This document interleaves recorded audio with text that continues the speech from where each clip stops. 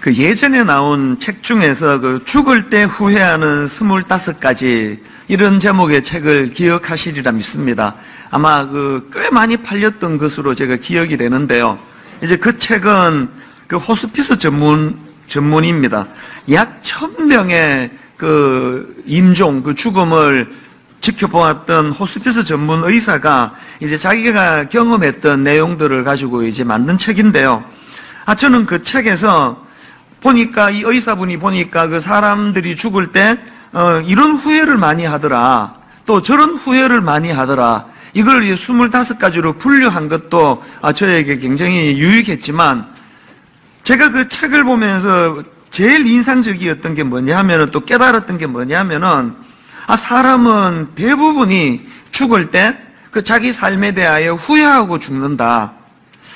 이게 저에게 참 많은 메시지를 가져다 줬습니다.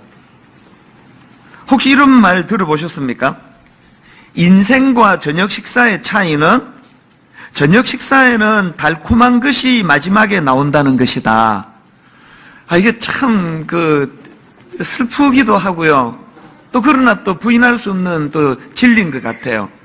인생하고 저녁 식사의 차이가 뭐라 그랬습니까? 저녁 식사는 마지막에 달달하고 달콤한 디저트로 그렇게 마무리가 되지만, 우리 인생의 마지막은 후회와 회한, 아쉬움, 이런 것들로 마무리된다는 걸 이렇게 표현한 것 같습니다.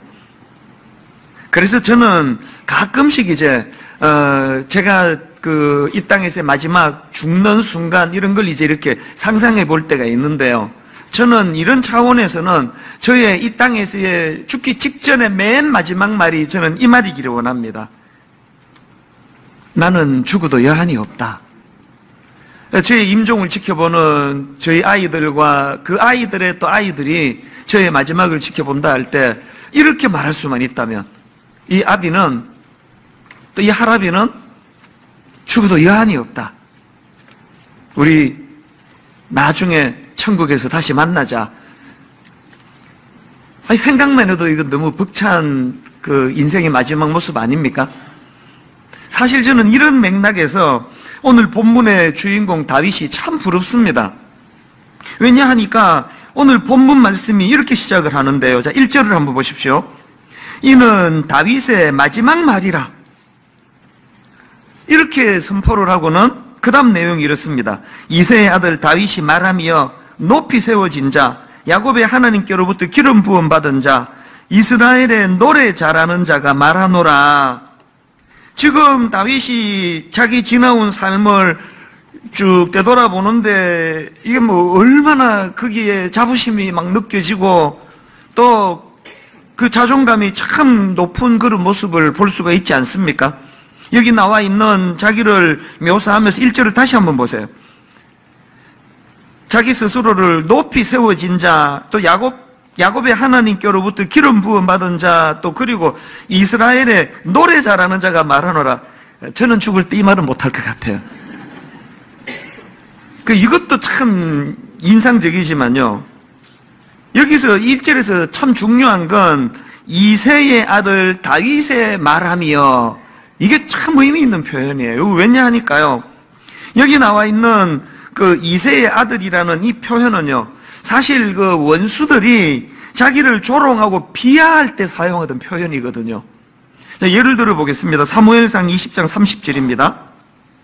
사울이 요나단에게 화를 내며 그에게 이르되 폐영무도한 계집의 소생아, 내가 이새의 아들을 택한 것이 내 수치와 내 의미의 벌거벗은 수치됨을 내가 어찌 알지 못하랴. 여기 나와 있는 이새의 아들은 그 존재를 굉장히 비하하면서 하는 말 아닙니까? 그런가 하면은 사무엘상 20장 1절에도 나오는데요.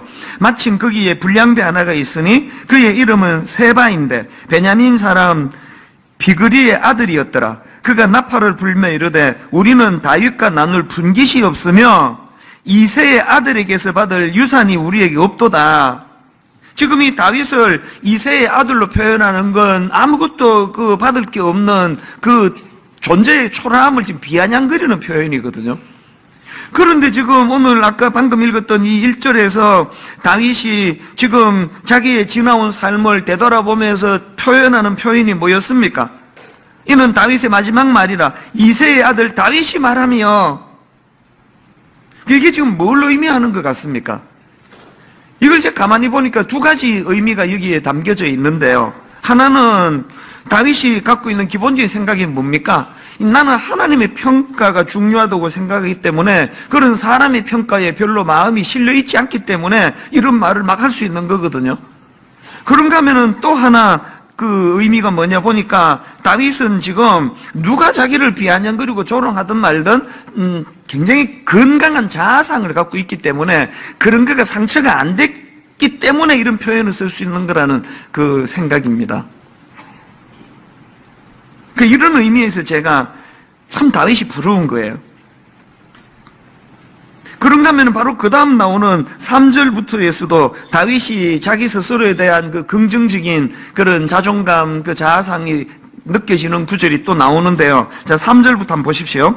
이스라엘의 하나님이 말씀하시며 이스라엘의 반석이 내게 이르시기를 사람을 공의로 다스리는 자, 하나님을 경외함으로 다스리는 자여, 그는 돋는 해의 아침빛 같고 구름 없는 아침 같고 비 내린 후에 광선으로 땅에서 움이 돋는 새풀 같은 일을 하시도다. 그리고는 5절에서 내 집이 하나님 앞에 이같지 아니하냐.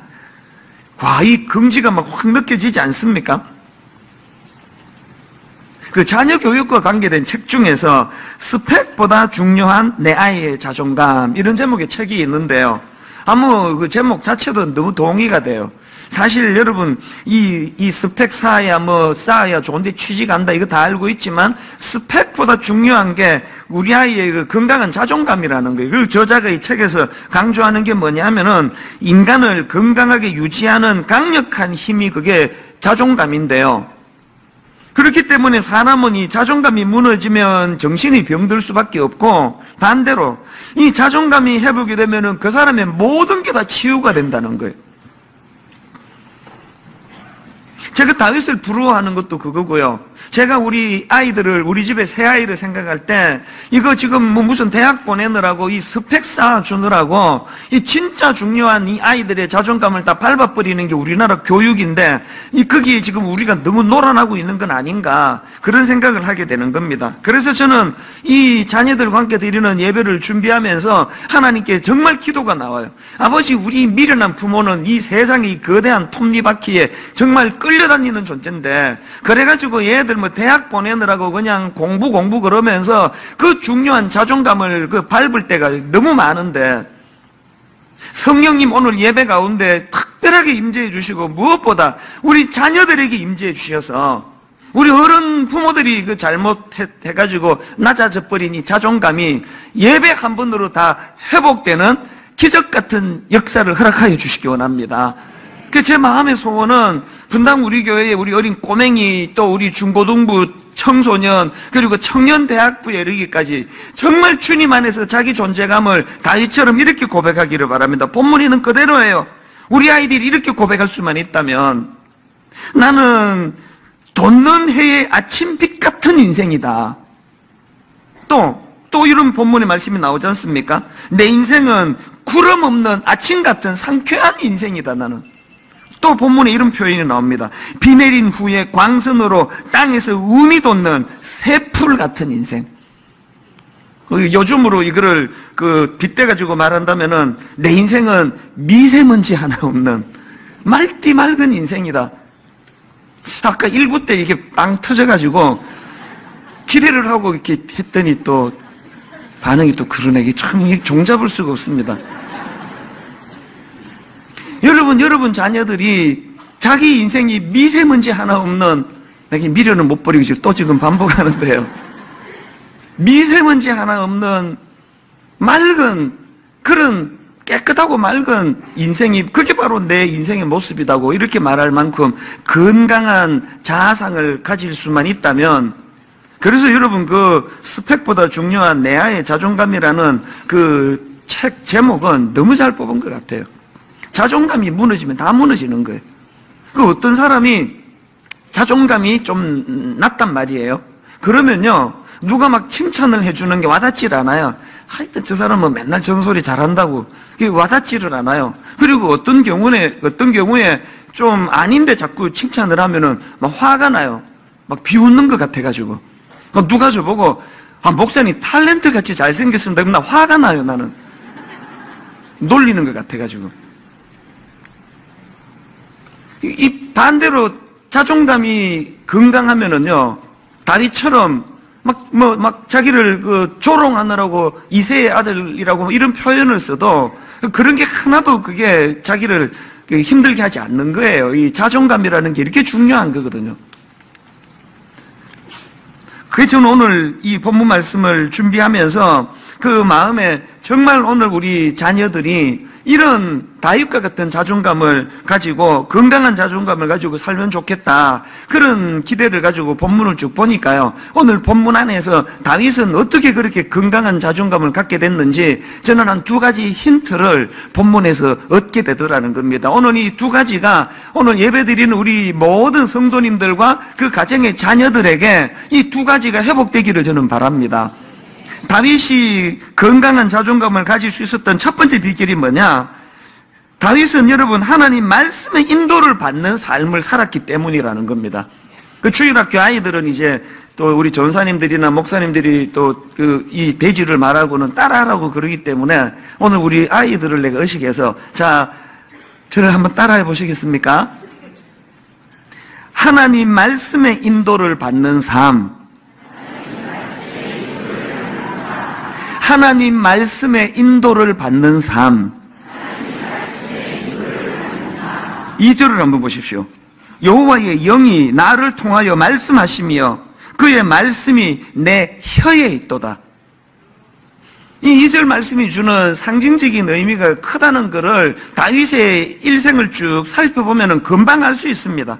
다윗은요, 자기 삶에 낙심이 찾아올 때, 웅덩이에 빠진 것 같은 절망이 찾아올 때, 그 다윗은 자기 인생의 고비고비마다 늘 이 하나님의 말씀이 자기를 다시 이렇게 세워주었다는 걸 누구도 부인할 수가 없습니다. 예를 들어 볼까요? 시편 108편에 보면은 이 시편 108편이 참 그 위기 가운데 쓰여진 시라는 것을 그 시편 108편 11절에 보면은 금방 알 수 있습니다. 자, 세 번역을 한번 보십시오. 아, 하나님, 우리를 정말로 내버리신 것입니까? 아, 하나님, 주님께서 우리 군대와 함께 나아가지 않으시렵니까?